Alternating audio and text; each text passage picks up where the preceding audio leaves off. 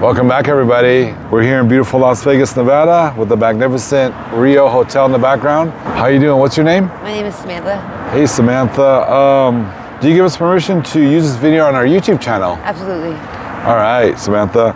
Can you briefly tell us what you're using or abusing, where you stay, and how do you survive out here? Currently, I am unfortunately using heroin, and I'm not very proud of it. I'm on a relapse. I know relapse is a part of recovery, and it's such a cliche, and I'm not trying to use it as any excuse or anything else like that. I'm the one that screwed up. I'm the one that decided that I wanted to use again, and I'm kicking myself every day for it. Yeah. But I'm working on fixing that. I currently reside in your backyard. I live outside in a tent. Okay. I was actually in a homemade house, more or less, that recently got bulldozed due to some property owners that weren't happy with my neighbors robbing them. All right, how old are you again? I'm 42 years old last week. Okay, and do you have any children? I have one child, a 12-year-old daughter. Okay, I want to hear your life story. Is that okay, Samantha? If you've got some time, then yes. Yeah, we got a lot of time. You can take all the time you want. All right, let's just start from the beginning. Where were you born? I was born in Newark, New Jersey, also known as Brick City. Okay, Brick City. All right, where'd you go to high school? I went to 2 high schools. Yeah. The first high school I went to was Delaware Valley Regional High School in Hunterdon County, New Jersey. Okay. The high school I graduated from was Bridgewater-Weirton in Bridgewater, New Jersey. Tell me about your high school days. What were you listening to? Who were you hanging out with? Were you popular? Were you a loner? I wasn't popular, but I wasn't unpopular either. Okay. I hung out with the jocks, the cheerleaders, the nerds, the band geeks. There really was, I didn't discriminate, so to speak. Okay. It was actually kind of funny. I was kind of sheltered from African Americans. Okay. I had 2 black kids in my school. They were brother and sister. Okay. So I didn't hear the N-word Yeah. until my more or less my adult years, and it was actually kind of funny because one of my college papers we had to write about the word and what it meant to us. But so I was kind of sheltered from that word and sheltered from like how the different races interact with each other, so to speak. Okay. So I mean, when we watched the movie Dirty Dancing when I was little, my parents would like fast forward through the sex scene, even though there wasn't really much sex going on. Yeah. And so we were very sheltered as far as that was concerned. So that was definitely very interesting, especially since the high school I went to was probably 50-50 on whites versus blacks. But still, there wasn't a whole lot of the N-word being thrown around because it was high school and it wasn't appropriate. Okay, this is interesting. So you only had 2 black students in your high school, one of your high schools? Yeah, and they were brother and sister. How did people treat them? Like everybody else, they were like as the term goes, Uncle Toms. Like they were just. Oh, they were. Yeah, because they were sheltered from it as well. Okay. Because there's just them. I see. So it was just so crazy. How about yourself? Do you date outside your race? I have. Have you? Okay. Presently, I'm dating a Caucasian, but race is just a skin. Everybody bleeds red. Yeah. You know. Okay. There's no difference between. Did your parents? How do they treat? Wow. So I thought my grandparents were racist. Yeah. Holy cow! I found out that my parents were far worse than my grandparents, and it was just crazy. And I didn't find out till much later in life when I brought a roommate home for Christmas because it was an older gentleman. Yeah. And he had no family, and plus he was driving me there. Yeah. And just they embarrassed me so bad. It was so bad. Like I didn't even realize that they were racist until then. Yeah. And it was just so embarrassing. Okay. I was so And mortified. that didn't influence you at all? I'm sorry?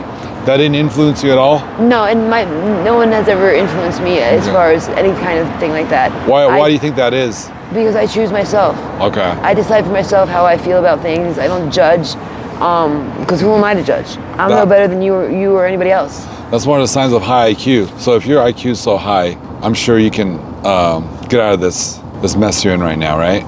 That's not necessarily a mess. It's just because I'm not like running from the law or anything like that. It's just I've had some bad luck, so to speak. Bad luck? No pun intended being in Vegas, but yeah, I've had some bad luck. Do you feel like you've lost yourself in addiction? Be honest. From what you were just a few years ago? I don't think I lost myself in addiction exactly, but that played a part. But I didn't also get lost in addiction and then lose what I had. I lost what I had and then fell back into addiction. Okay. So it's not, addiction didn't make me lose my stuff. I lost my stuff and then the addiction jumped in. Okay. You lost your stuff. Explain that. Well, I didn't lose my stuff, I lost my stuff. So I lost my place to live, I lost my job. I lost the things that made the day made the world go around, basically. Because money makes the world go round. Okay. Well, I lost my ways to pay my rent. I lost my ways to pay for food. Why was that? What were you doing first of all? When I came to Vegas, I came here because I managed musicians. I managed DJs. But when COVID hit, which was a month later, my career also went down the tubes. The music scene did not come back for 2.5 years after COVID hit. So there was dead ends left and right for me and nowhere for me to proceed. And then you started using? You were clean while you were working? Yes. Completely clean? Yes, because when you're managing DJs, you are the face of the DJ. You are also promoting your DJ. So when you're at parties and shows, I don't know how many youngsters came up to me like, oh, I'm so jealous. You get to get fucked up the entire time. You get to no, I'm the stone cold sober. Because how am I supposed to sell my DJ if I'm all messed up on alcohol, drugs, whatever? There's no way you can sell that. Okay. And then how does that look when you're representing them? You're representing them as a slosh, as a drunk, as a drug addict. That doesn't work. Yeah. It's like you can't sell anything if you're not in the right state of mind. You got to be able to answer questions. You got to be able to know what's going on. Know if that weekend the DJ's free. Know if you work with that group inside, outside, or indifferent. Like you can't be all messed up and not know your facts. You grew up with your parents, but they were... Well, I didn't see the racist stuff until I was an adult. Oh, okay, so later that on. was beyond. Oh, you didn't see it when you were growing up? Okay. No, when I was growing up, you would have never guessed that my You didn't parents were experience racist. it? Okay. And like, they don't really show it now either though, and I'm not trying to badmouth them or anybody, but everybody grew up in a different time era. Yeah. Different judgments, different realistics, different ways and means of doing things. Like, every generation is different. So I don't judge anybody that's racist. It's just the way they were brought up. It's what they know. Yeah. Like, even look at the women's movement. Women weren't even able to own anything or vote for until the 30s? And then the racism was until the 70s? Yeah. So like, it's really still fresh. So have you ever worked as a prostitute out here? I've never worked as a prostitute ever, but I am constantly propositioned for dates. Okay. I'll never forget the first time I was asked for a date. It was actually in Philly. Yeah. So this gentleman comes up, well, I don't want to be a gentleman, but this guy comes up to me and asks me if I'd like to do a date. And I should have caught it because he said if I'd like to do a date. Yeah. And I thought he was asking me out on a date. Yeah. I was like, I just met you. Maybe if we talk on the phone a little bit. And he just looked at me like I had 10 heads, and I couldn't figure out why. And one of my friends that was walking with me was cracking up. I'm like, why are you laughing? That guy just asked me on a date. He's like, no, he didn't, Samantha. He asked you for a date. I'm like, for a date? What do you mean for a date? He's like, he thought you were a prostitute. I'm like, what? Oh, okay. Okay, so you never worked as a prostitute. Did you work in the adult industry at all? I did snuff films. No, I'm just kidding. No, I used to be a stripper. Okay. I actually did it on a dare. Yeah. When I was 19, I was working in a factory with a whole bunch of men, no less, of course. And we all went out drinking one night, and I got dared to be a stripper, or try out stripping, or whatever you want to call it. And of course, being 19, dare me to do anything? Of course. Yeah. I'm gonna do it. I don't care what you dare me to do. Dare, I'm in. So I went to one of the strip clubs and went in for an interview. And an interview, beknownst to me, was me actually getting on stage. Whoopsies. So take a girl that wears t-shirt, jeans, sneakers, high heels, what are those? And throw me up there with like barely any clothing on and stilettos. So not high heels, stilettos. Yay. Next thing I know, the only girl that had the same size shoes as me, because I have pretty big feet, had the 8-inch stilettos, not the 6-inch stilettos. So those are a whole lot higher, off the ground, farther for me to fall. And needless to say, since I never wore high heels in my life, little stilettos, I was kissing the floor a lot. I think I got a lot of more pity money than titty money. Oh. Yeah, that was bad. That was just real bad. Oh my God, it was so embarrassing. Yeah. Your most embarrassing moment in life? I don't know if it's my most embarrassing, but it's definitely funny. So in the music scene, especially when you're managing musicians, you're supposed to kind of like have it together and know where things are. So I get to this party, and it's a festival outside, and I get there kind of late, and stone cold sober. Haven't had a liquor, alcohol, haven't smoked a joint, haven't done anything whatsoever. And I lose my phone. And I'm sitting there with a flashlight, looking around. Anybody see my phone? Anybody see my phone? Little did I know that the flashlight was my phone. That's not that embarrassing. I did that But before. it's embarrassing when you're supposed to have it together and know where everything is. Yeah. And like you're using your own phone to look for your phone. That's retarded. I'm retarded. I've done that, even when I'm sober. That's the point I'm making too. I was sober. Maybe if I was messed up on something, that makes total sense that I'd be using my phone to look for my phone. Yeah. But I didn't have any kind of drugs, alcohol, nothing in me. Not even a cigarette, no nicotine, nothing. So definitely a retarded, embarrassing moment for sure. What's your best childhood memory? One of my favorite childhood memories, I was really, really young. We were actually living in Linden, New Jersey, which is a city. It's just right outside of Newark, Brick City. And the town, city, whatever, was having a fishing contest at the local park that had a pond in it. I was probably, I was maybe 7. Mm-hmm. My little sister was 3. And my dumb ass got my feet wet. I should take my shoes off. Not a wise idea for a 7-year-old to take their shoes off while people are fishing. So little did I know that my 3-year-old sister decided she knew how to fish without help. So she reeled back and must have released the button, because the next thing you know, I'm screaming bloody murder. Oh. Why am I screaming bloody murder? She put a hook right through my foot. Oh man! It hooked my knuckle right here on my big toe, went right underneath it, and hooked me. Needless to say, it was a little painful, just a little bit. Painful. And that little brat even got a trophy for catching the biggest fish. Yeah. Not fair, because I had to suffer the pain for her little trophy. Wow. I still got the scar on my foot and everything. They had to actually break the hook in half in my foot and push it through, because they couldn't pull it out, because if anybody knows a fishing hook, it's got the hooks going both directions. So you have to push forward. You can't pull back. That's how you catch the fish. So now it's how it would have stayed in my foot. That was not fun. Not fun, huh? What do you want people to know about you, Samantha? I am, what to know about me? I just happen to draw the short straw on a lot of things in life. And I'm hardworking, dedicated, devoted, loyal to a fault. And I have a lot of things to offer people if I was just given the right opportunities. Like, I don't fail at anything I do. Failure is not in my vocabulary. Not only do I succeed, but I'm the best at what I do.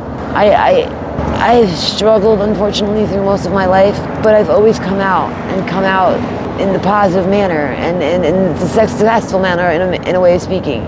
But I've never just gotten that one chance where I could really prove who I am and prove my worth. My worth is far more than I can even imagine, and I know this. I just haven't had the right platforms, the right opportunities, and the right people to lead me there, because as much as I'm a leader and not a follower, I still need that little help of where to go and how to go about it. I can make it happen, but it's getting to that step to start the process of making it happen that I can't seem to find on my own.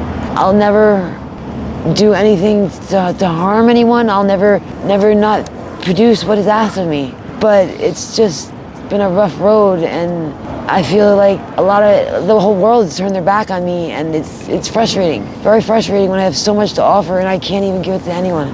I just need that chance. You'll get it. You're gonna tell us how you're gonna start your recovery. The first step into even getting an opportunity is I have to start with me. Starting with me requires me to be clean and sober. Clean and sober starts on Monday. Monday I'm going to the rehab program and I'm getting clean. I'm tired of this rat race. I'm tired of having something control me. The only one that should be controlling me is me. I should not have any substance telling me that I need to do it. If you want to feel good, you need to do me. No, I want to feel good just because I open my eyes. Not because something is telling me I have to do it in order to just be normal. Not that normal is a real thing anyway, it's all perspective, but in order just to be me. So it's Saturday today, so in 2 days. In 2 days, yes. Okay. In 2 days. I think you can do it. I know I can, and I'm tired. I'm beyond tired. And did you say you had a daughter? Yeah, I have a 12-year-old daughter. It's tough to talk about. You don't talk about it. Well, my parents are convinced that I've been nothing but a drug addict and no good for her. And when they stopped letting me see her, I was sober. I'd been sober for a long time. But her father unfortunately passed away from drug overdose, and then my husband passed away in 2015. I'm sorry. And they just assumed it was a drug overdose. I showed them death certificate. It didn't matter. Yeah. It didn't matter. They had their mindset on what it was and what I am. And all I was a surrogate mother for my mother. For who? For my mother. Oh, She wanted okay. a redo.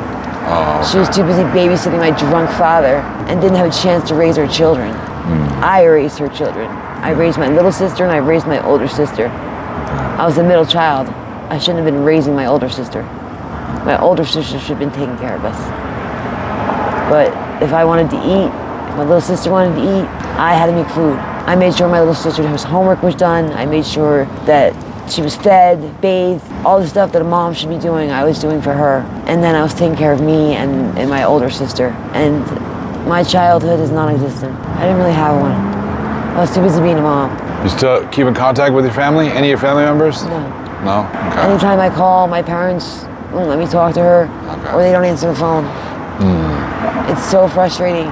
I used to live a mile away from my daughter, a mile, and not be able to see her. And the only one they're hurting is her. If they want to hurt me for whatever reason they want to, they need to hurt me, not her. It's not fair to her. When was the last time you talked to her? I can't even remember. Oh, I miss her so much. I'm sorry.